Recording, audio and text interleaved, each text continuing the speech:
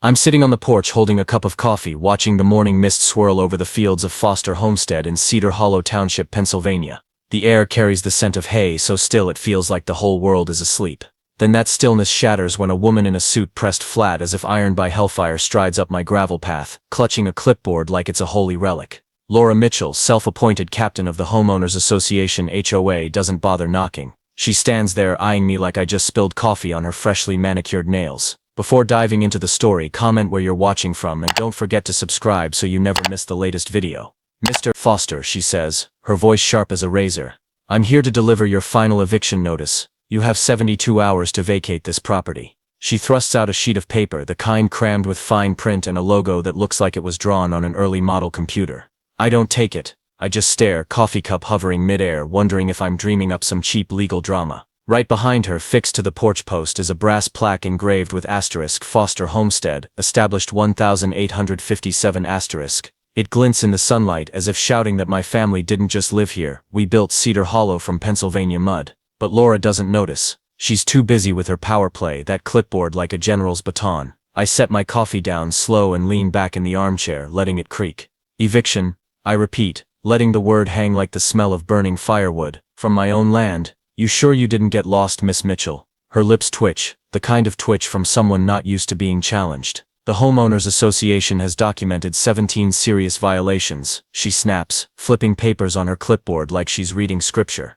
Your mailbox isn't up to code. Your porch light isn't HOA approved. That barn, she waves at my grandfather's stable, sturdy since before zip codes existed, is an illegal structure. And don't get me started on your chickens.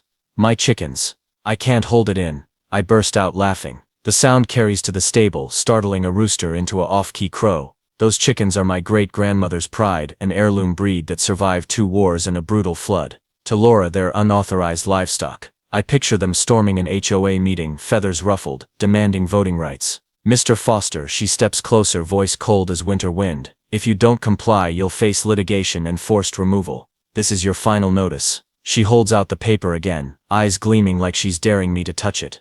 I glance at the sheet, then back at the plaque. * Foster Homestead. *. My great-great-grandfather William Foster didn't just build this place, he laid the first brick for Cedar Hollow. The town charter bears his signature, his sweat, his stubbornness. Yet Laura Mitchell thinks she can erase it all with a printed form. I stand, brushing dust off my jeans. You know what's funny, Miss Mitchell? I point to the plaque. You're trying to evict a Foster from Foster land in Foster's town. That's not a mistake. That's a comedy. Her face doesn't budge, hard as stone. She just adjusts her glasses and says, the HOA governs this entire community, Mr. Foster. No one is above the rules. The way she stresses community makes me think she believes she invented it. I cross my arms, sizing her up. I remember meeting her at a neighborhood barbecue last summer. She brought gluten-free cookies and a list of petty infractions she'd spotted driving by, like my wooden fence was a slap to her aesthetic taste. Back then I smiled, nodded, and went home to my chickens. But now, this is war. 72 hours, she repeats, then turns away. Her heels scrape the gravel as she marches to her freshly washed SUV, leaving the notice dangling in the breeze, caught on the porch railing like an ugly stain. I pick it up, eyes scanning the pompous language about structural violations and aesthetic standards. My grandfather's old wooden shed is called hazardous, the mailbox my mom painted is non-compliant, and the antique porch light my uncle gave me is visually disruptive. I fold the paper, tuck it in my pocket, and look out at the land where every inch carries my family's footprints. Standing under the porch roof, I still clutch the warning as her car's shadow vanishes behind the old oaks. The breeze sweeps across the Foster fields, carrying the scent of straw and a peace now under threat. Laura Mitchell thinks she can erase a lifetime of tradition with a few lines of ink. She's wrong. I turn, head inside, straight to the room that was my grandfather's office. If this is a battlefield, I need ammunition, and I know behind the painting of the gray horse is where my counterattack begins. The small room, thick with the smell of old wood and dried ink, sits unchanged since my grandfather's days. His oak desk squats in the corner, heavy, coated in a thin dust as if time hesitates to touch it. I pull open the top drawer, where he kept the important stuff, horse sale contracts, tax receipts, and what I need, the deed to Foster Homestead. It's there, yellowed, ink faded, edges frayed like an old man's skin. The red wax seal from 1857 holds firm, stamped with the eagle my great-great-grandfather William Foster chose to mark this land. I spread the paper under the desk lamp, reading each handwritten line, and laugh out loud. Not from joy, but from Laura's sheer absurdity. Her eviction notice lists 17 violations. My mailbox, painted blue by my mom to match the door, is aesthetically non-compliant. The porch light, a copper cage my uncle forged at his smithy, is unapproved. The stable, standing since Pennsylvania was wilderness, is an illegal structure. And the chickens, oh my great-grandmother's chickens, an heirloom breed that outlasted wars and floods. Laura calls them unauthorized livestock. I picture them facing an HOA tribunal, feathers fluffed, clucking in protest. If not for the brass plaque out front, I'd think I was living in a bad sitcom. I hold the deed, rereading the key part, an exemption clause, fought for by William Foster, etched into the town charter. It states Foster Homestead is immune to future zoning rules, due to its historical and independent status. Plainly put, this land is untouchable. Laura Mitchell, with her clipboard and fake smile, probably never saw anything older than her electric bill. I fold the paper carefully, slip it into an old tin box, and sit in my grandfather's chair. It feels like he's watching me, giving that look of you know what to do. I recall meeting Laura at last summer's neighborhood barbecue. She showed up with gluten-free cookies, and a list of minor infractions she'd noticed driving through, like my wooden fence was a crime against her taste. She preached about community standards like I should thank her for existing. I smiled, nodded, and went back to my chores, tending the chickens. But now, holding her notice, it's not just a reminder. It's an insult to everything my family built. That stable weathered 2 wars, a flood, and the time my uncle drunkenly crashed into it. The mailbox, painted by my mom, is a symbol of warm evenings we spent making it beautiful. And the chickens, their family pride, not worthless pets. I stand, clutching the deed, and step onto the porch. Sunlight hits the * Foster Homestead * plaque, making the letters gleam. Laura thinks she can rewrite history with petty rules, but she doesn't know I'm Daniel Foster, William Foster's 6th-generation heir. I'm not here just to live. I'm here to defend my legacy. I'll take this paper to her house, not to apologize, but to see her squirm when she realizes she's stirred a hornet's nest. Laura Mitchell's eviction notice sits crumpled in my pocket. A cold reminder she doesn't just want my land, she wants to crush my family's history under her rules. I grin, thinking of her face when she sees the ancient deed, signed with William Foster's sweat and grit. I'm not going to Laura's to beg. I'm going to watch her flinch when she realizes she's poked a fire ant's nest. Laura's house is in the new part of Cedar Hollow, what locals call fake rich. The streets paved with stone, fences white and uniform, every house looking cut from a cheap home magazine. Her place is a beige monstrosity, lawn trimmed like a golf course, guarded by a plastic angel statue that looks sad, like it knows it doesn't belong. I knock, deed in hand, feeling like a cowboy entering a saloon with a loaded gun. Laura opens the door, in white athleisure, holding a glass of green juice that looks like toxic sludge. She squints, then flashes a smile, the kind that makes you check your wallet. "Mr. Foster," she says, voice sweet as fake syrup, "I didn't expect you to come by. Is something wrong?" "Oh, nothing big," I reply, holding up the deed. "You sent a letter telling me to leave my land, so I thought I'd show you this. Original Foster Homestead deed, from 1857, says my land's exempt from any HOA rules. You know, because of history and all." She glances at the paper but doesn't take it. Her smile freezes, like I just tossed a rock into her calm pond of smugness. "Oh, I'm well aware of your little land claim," she says, crossing her arms, "but we voted to expand HOA boundaries for community unity. And you, Mr. Foster, aren't very unified." I blink, then chuckle, not from amusement, but because her logic's as absurd as telling the sun to get a permit to rise. "Unified?" I ask. "You mean because I didn't go to your barbecue, because I didn't pay into your voluntary landscaping fund, or because I didn't quake when you sent folks to snap pictures of my stable, which by the way was my great-grandfather's forge before you knew how to hold a pen?" Her face flushes, but she keeps that fake calm voice. "You don't get it, Mr. Foster. Community needs order. Your land, with that rundown stable and noisy chickens, is a blight. We're building a bigger vision." I cross my arms, staring her down. That's when it clicks. This isn't about mailboxes or porch lights. It's personal. Laura Mitchell can't stand that my land's beyond her control. She hates that I don't bow to her capital letters,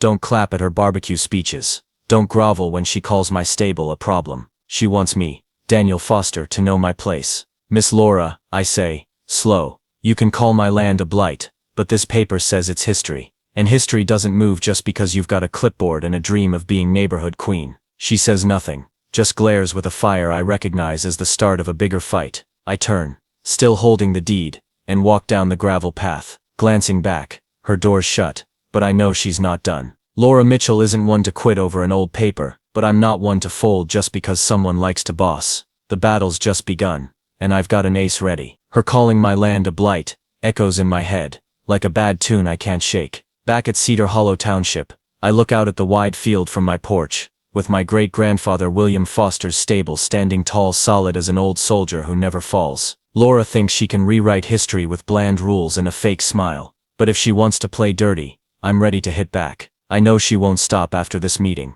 A few days later I see them, orange wooden stakes, scattered across my land like a beast's teeth marks. Each one has a plastic tag reading disputed area, Cedar Hollow HOA. I stand there, hands on hips, torn between laughing and raging. Laura's upgraded from threatening letters to some cheap cowboy land grab stunt. I walk the field, counting 17 stakes, matching her violations. One's planted right by the old oak where my grandfather carved my grandmother's name with a hunting knife. I yank it out, feeling like I'm pulling a thorn from family pride. I grab pliers, uprooting each stake, tossing them in a pile by the stable. But as I pull the last one, I spot something near the fence, a pile of trash, eggshells, empty wine bottles, and a crumpled box of gluten-free cookies, the exact kind Laura brought to last summer's barbecue. I smirk. This isn't neighbor trash or wind-blown junk. It's Laura Mitchell's handiwork, clear as the text on her clipboard. I'm not shocked, but her nerve is something else, like admiring a mosquito bold enough to bite an elephant. I head inside, grab my uncle's old laptop, and order a set of security cameras online. If Laura wants to play cat and mouse, I'll be the mouse with a video recorder. 2 days later, the cameras arrive, cheap but sharp enough to catch her fake smile. I set them up around the farm, one at the gate, one by the stable, one facing the dirt road where Laura's SUV cruises by. I check the feed, seeing my great-grandmother's chickens strut past the lens, looking like they're patrolling the grounds. I laugh hard, calling them the Heritage Defense Squad. That night, I stay up late in the office, a cold coffee by my side. The laptop screen lights up as the camera catches movement. I squint, a familiar SUV, headlights off, stops near the fence. The door opens, and Laura steps out, in a black hoodie like she thinks she's a spy. She tosses another trash bag onto my land, quick, then hops back in and speeds off. I rewind the footage, laughing out loud, not from joy but from her sheer ridiculousness. Laura Mitchell, HOA queen, sneaking around at 3 a.m. to frame me. I save the video to a USB, send a copy to the county environmental office. With a note, check who's really dirting Cedar Hollow. Next morning I find a new letter taped to my gate, red tape glaring like blood in a horror flick. Bold red ink screams 72-hour countdown. Comply or consequences. I spit on the ground, rip the letter in half, and toss it into the old forge by the stable. The flames eat the words, leaving a sharp smell of burnt paper, like Laura's blind ambition. I stare at the ashes, picturing her face when she learns I've got her on tape. Laura thinks she's running a chess game, but I'm not a pawn she can push around. I'm Daniel Foster, William Foster's 6th-generation heir, and this land isn't just home, it's my blood and soul. The chickens still patrol the stable, and the *Foster homestead, established 1857 * plaque still shines at the gate, a reminder that Laura's not the first to eye Foster land. My great-grandfather chased off land grabbers with a shotgun, and now I use cameras and papers to protect it. Different tools, same spirit. Laura Mitchell thinks she can bully me with cheap tricks. I'll show her how clean this land stays when she's beaten. The security footage of Laura sneaking trash at 3 a.m. is sent to the county environmental office. But I know she won't stop. The orange stakes, eggshells in her clipboard, prove she doesn't just want my land, she wants me to kneel. But Daniel Foster doesn't kneel, especially not on the ground my great-grandfather William Foster built. If Laura Mitchell wants to play dirty, I'll play clean, and I'll win. I open the tin box, checking the 1857 deed again. The exemption clause sits there, clear as sunlight through Cedar Hollow's fields, stating Foster Homestead is free from any zoning rules. But I'm not naive. Laura, with her fake smile and power trip, won't let an old paper stop her. I need more firepower, and I know where to start. I pick up the phone, calling Mrs. Edith Harper, the town historian, who knows Cedar Hollow's every secret before it even had a name. Edith meets me at the town library, a room thick with the smell of old books and rolled maps. Her silver hair and glasses thick as bottle bottoms don't hide her sharp mind. She pulls out an 1857 hand-drawn map, brown ink faded. Here, she says, pointing to a red outline plot. Foster land. Your great-grandfather William donated a chunk for the town's first school. Cedar Hollow's charter says this land's exempt from future rules, thanks to his contribution. I study the map, seeing William's scrawled, strong signature, like the man himself. I laugh loud, not from joy, but because Laura Mitchell never set foot in a library to check history before declaring war. Edith copies the charter for me, adding a handwritten note about William chasing off land thieves with a shotgun. "You're like him," she says, eyes twinkling. "Stubborn." I nod, feeling like he's patting my shoulder from somewhere beyond. But papers aren't enough. I need someone to check the current legal angle. So I call Joe Ramsey, the county building inspector who worked with my dad years back. Joe meets me at Cedar Hollow's only diner, where the smell of waffles overpowers the old coffee machine's oil. He flips through the papers, peering over scratched glasses. "Laura's stakes are illegal," he says, sipping coffee. "She's got no right to mark private land, especially exempt property. I've heard she tried bullying the county board to rezone farmland for developers. Folks aren't happy." He promises an official report on the stakes and trash, adding that the environmental office is probing Laura for illegal dumping. I smirk, picturing her face when she gets a fine from the system she loves to abuse. Back at the farm I see a glimmer of hope. The deed, map, camera footage, and Joe's report are a dossier that could make Laura back off if she had any sense. But I know she doesn't. She's the type to ram a wall to prove she's right. I need allies, people fed up with her running the neighborhood like a boot camp. I call Laura Bennett, a single mom down the road, fined by Laura for building a wooden playset for her kid. She said it ruined the aesthetic. Laura recounts, voice thick with anger. "I had to pay $200 to keep it." I also reach out to Henry Walsh, a retired electrician fined by Laura for leaving fishing line in his backyard. She called it a hazard. Henry growls over the phone. I stored it, but she still fined me for repeat offenses. Both agree to meet me at Laura Bennett's house that weekend, to plan facing Laura at the upcoming HOA meeting. I feel a spark of hope, not just for me, but for everyone she's trampled. The next morning I stare at my wooden fence, spray-painted red with a scrawled "Get Out." I clench my fists, thinking of the oak my grandfather carved my grandmother's name into, the stable my great-grandfather built, the brass plaque at the gate. This isn't just vandalism, it's an insult. I scrub the paint off with gasoline and rags, each swipe a silent vow that Laura will pay. Though the "Get Out" is gone, Laura Mitchell's mental scars linger like an unshakable tune. The 1857 deed, Edith Harper's map, Joe Ramsey's report, and footage of Laura dumping trash at 3 a.m., all ammo to silence her. But I know Laura isn't one to quit over papers or a USB. She's the kind who'd burn the neighborhood to prove she's right, and I was right. That morning I hear hammering from the dirt road to my farm. At the gate I see a fence, cheap white plastic, slapped up across my driveway. A sign screams in capitals, HOA control zone, no entry. 3 workers in yellow polos, like Laura's show-off style, nail the last post. One waves a so-called building permit, with a signature that looks scribbled in ballpoint. I cross my arms, torn between laughing and yanking it all down with pliers. "What are you doing on my land?" I ask, calm but firm enough to stop their hammers. A sunburned worker mumbles about HOA orders. I step forward, snatch the permit. It's got no county seal, no code, just an HOA logo I'd bet Laura doodled herself. "This is legal?" I say, holding it up.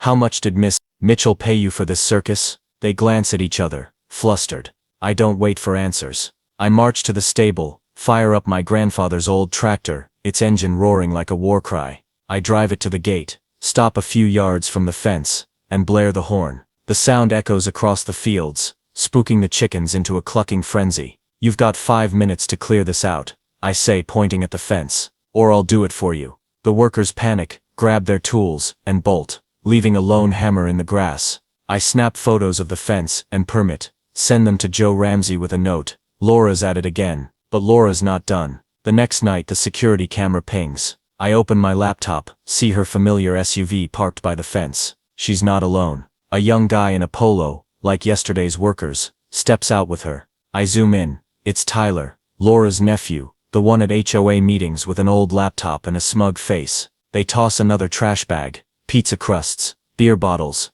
crumpled HOA notices, then peel out. I save the clip, laughing at their absurdity. Laura Mitchell, clipboard queen, now a trash general, with Tyler as her loyal aide. I send the new evidence to Joe, knowing the environmental office has more work. That morning I meet Laura Bennett and Henry Walsh at Laura's place. Her small house is full of kids' toys, with the smell of fresh cookies wafting from the kitchen. Laura recounts being fined for her kid's wooden playset. Henry grumbles about fishing line. Laura called a public hazard. I share the camera footage and Joe's report. "She's not just after me," I say, She wants to control us all. Laura Bennett nods, eyes fierce. I'll bring this to the HOA meeting, she says. People need to know what she's doing. Henry, usually quiet, slams a fist on the table. She fined me $50 for grass 2 inches too tall. He snarls. If she loves rules, let's see her handle county law. We plan. I'll bring the deed and evidence to the HOA meeting. Laura and Henry will rally neighbors to question Laura's spending. It feels like a new strength. Not just Daniel Foster versus HOA, but Cedar Hollow waking up. Laura doesn't quit though. The next day, I spot a new sign by my gate, red letters blaring. Property seize, HOA. I rip it down, toss it in the firewood pile, and check the cameras. No surprise. Tyler was there last night, fumbling with the sign under a flashlight. I save the footage. A fire in my chest. Laura and Tyler can throw trash, build fake fences, spray paint, but they can't erase history. Cedar Hollow Township's fields stay quiet, only crickets and clucking chickens from the stable. The metal asterisk Foster Homestead, established 1857 asterisk sign, glints at the gate, reminding me this land's seen worse than Laura Mitchell's breeze. Her fake fence is gone, the trash footage is with Joe Ramsey, and the HOA meeting plan with Laura Bennett and Henry Walsh is set, but I'm not rushing. A few hours remain of Laura's 72-hour deadline, and I want her to think she's won.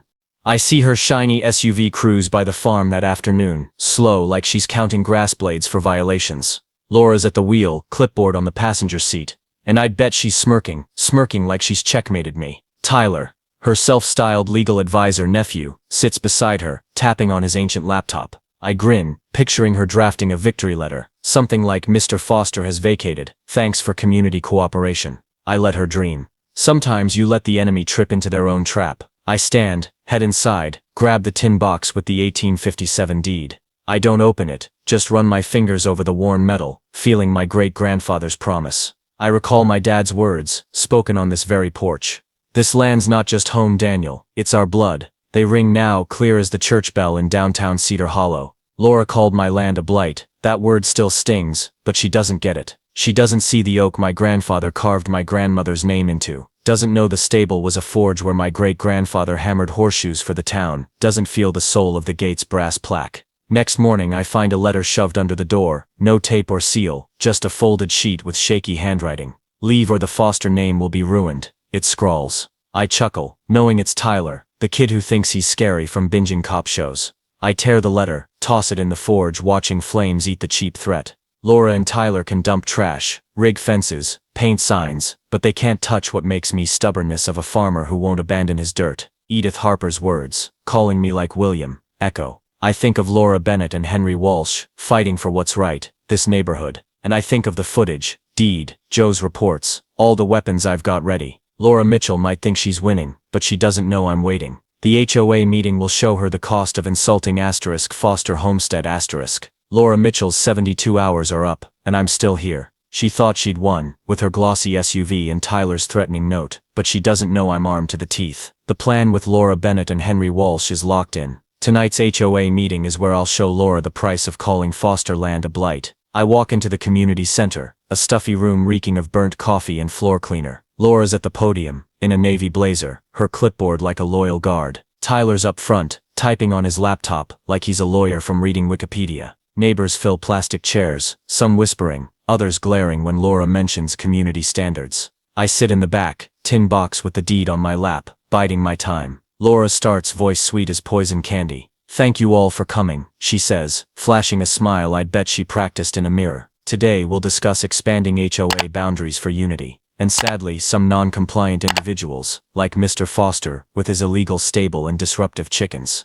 She glances at me, eyes glinting like she's landed a knockout punch. I smirk, letting her savor it. When she opens the floor, I stand, box in hand. I'm Daniel Foster, I say, voice carrying through the room. Sixth-generation heir of William Foster, who laid Cedar Hollow's first stone. Laura says I need to leave my land, so I brought this to clear things up. I open the box, hold up the 1857 deed. This is Foster Homestead's original deed. It says my land's exempt from HOA rules, because of its history. Miss Laura, care to explain why you're trying to evict me? The room buzzes with murmurs. Laura flushes but keeps her cool. Mr. Foster, that deed's outdated, she says, waving a hand like swatting a fly. The HOA voted to expand control for the common good. I laugh loud, not from joy, but because her logic's like telling the sun to get a permit. Common good, I ask. You mean the orange stakes on my land, the fake fence blocking my gate, or the trash you dumped at 3 a.m., which I've got on video? I hold up the USB, and the room goes dead quiet. Edith Harper stands, holding a copy of the town charter. I've checked, she says, voice firm as rock. Foster land's exempt since 1857,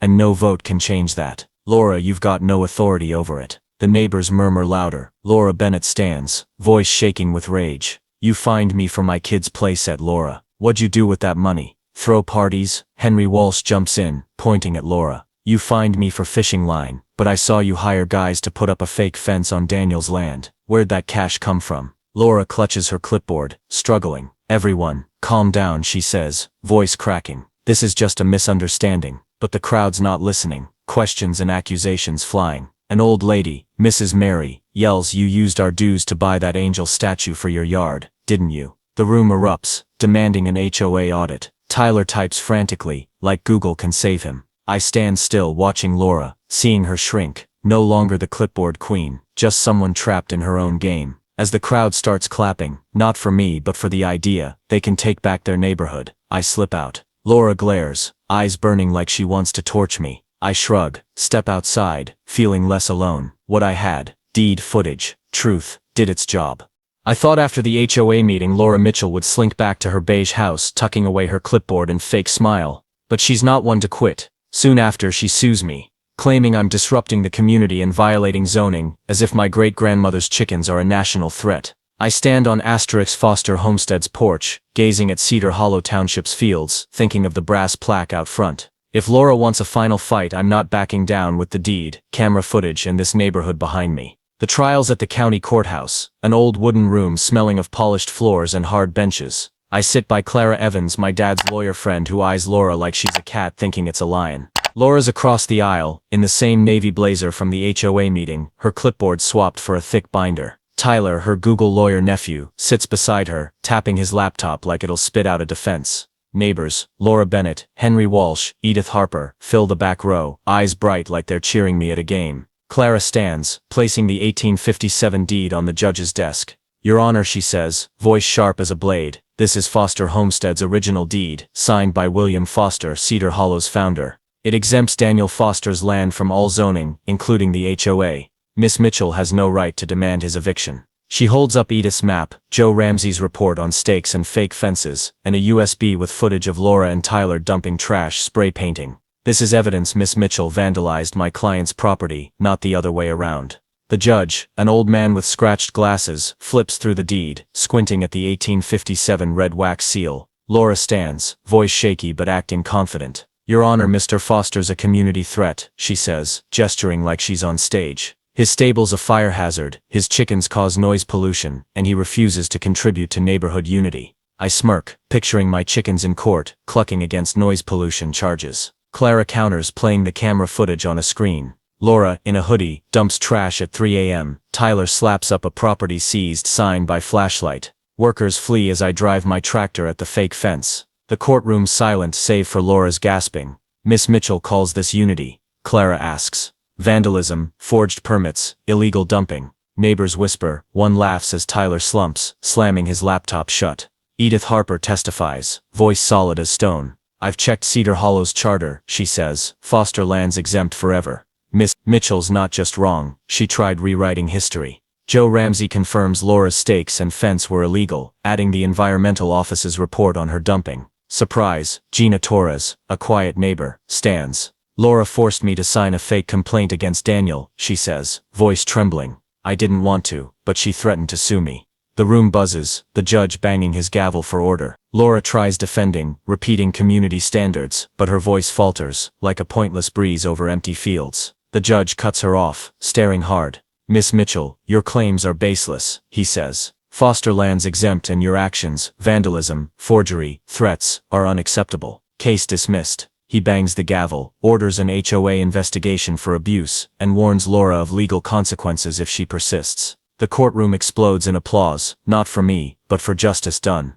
Stepping out, Clara slaps my shoulder, neighbors crowd around, Laura Bennett and Henry Walsh beaming. Laura stumbles off, pale, Tyler trailing like a lost pup. Outside, sun lights up Cedar Hollow's streets, reminding me of last night's moonlight on the farm. A local reporter, Rachel Lee, rushes up, asking for the story. I just smile, saying my land's history, and history doesn't budge. Her article spreads town-wide, making Foster Homestead a symbol of what's right. Laura left Cedar Hollow soon after the trial. Her glossy SUV vanished from the dirt road, rumors saying she moved to a new neighborhood, probably dreaming of clipboard royalty again. Tyler, her Google lawyer nephew, tagged along, likely still clutching his ancient laptop like it's hope. I don't cheer their exit. I'm not the type to gloat when others fall, but I breathe easier, knowing my land's free from orange stakes, trash, or fake fences. My great-grandfather's stable stands firm, my great-grandmother's chickens still cluck, and the mailbox my mom painted blue shines every dusk. The neighborhood changed after this. Laura Bennett threw a backyard barbecue, no gluten-free cookies or clipboards. Henry Walsh brought home-brewed beer. Edith Harper shared tales of Cedar Hollow before streetlights. And I brought a basket of fresh eggs, the kind Laura called livestock. People laughed, kids ran free, and for once no one checked over their shoulder for a fine list. Joe Ramsey stopped by saying the environmental office fined Laura for dumping, and the county board's reviewing all HOA rules. You did it, Daniel, he says, slapping my shoulder. I just smile thinking of the oak my grandfather carved my grandmother's name into, still thriving after years. I'm not naive. Laura's gone, but there'll always be other Laura's folks who think history's erasable with printed forms and fake smiles. I check my cameras every night, not from fear, but because I'm Daniel Foster, and I know this land's worth guarding. The 1857 deed's safe in its tin box, Edith's map and Joe's reports tucked away, like spare bullets. But my real weapon's this neighborhood, people who once stayed quiet, now ready to speak. That night I stand at the gate, moonlight hitting the brass plaque. I recall my dad's words, this land's our blood. I think of great-grandfather William, forging horseshoes in that stable, and my mom, painting the mailbox with a warm smile. They didn't just leave land, they left grit, the kind that kept me steady when Laura called my farm a blight. I touch the plaque, feeling a century of resilience. The chickens cluck softly, like they agree. Cedar Hollow's more than a town, it's home, it's people like Laura Bennett, Henry, Edith, even Gina Torres, who spoke truth in court. We didn't just beat Laura, we beat the idea that anyone can force another to bow. I head inside, coffee cold, but my heart warm. Foster Homestead, still stands, not just for me, but for everyone who fought for it. And if someone tests it again, I'll be ready, with the deed, the chickens, and a whole neighborhood behind me. The story of Daniel Foster and his fight to protect Foster Homestead, from Laura Mitchell's overreach, mirrors real issues in today's United States, especially the clash between individual rights and collective control, alongside the value of history and community. In modern America, homeowners associations, HOAs, often spark debate by enforcing strict rules, sometimes overstepping. Like Laura trying to force Daniel off ancestral land with orange stakes, trash, and fake fences. These actions echo true stories of residents fined for minor things like house paint or yard trees, raising questions about personal freedom on private property. Laura calling the stable, a legacy of William Foster, illegal, and the chickens livestock shows a disregard for history, common when new communities spring up and try to mold everything to modern standards. The lesson for today's American life is standing up for your rights takes preparation, unity, and persistence, but it must be grounded in truth and law. Daniel didn't just lean on emotion against Laura, he gathered evidence, camera footage, 1857 deed, rallied allies like Laura Bennett, Henry Walsh, and Edith Harper, and used the legal system to win. This reminds us that in a law-driven U.S. society, keeping records, knowing your rights, and gaining community support are key to tackling injustice. Plus, Daniel staying vigilant even after Laura left shows we must stay sharp, as oppressive power, like HOAs, or other groups, can resurface in new forms. Learn from Daniel, guard your home and values, but do it with smarts and solidarity. Subscribe to follow the journey of defending Foster Homestead's legacy and more inspiring community stories. Thanks for joining us, and see you in the next video.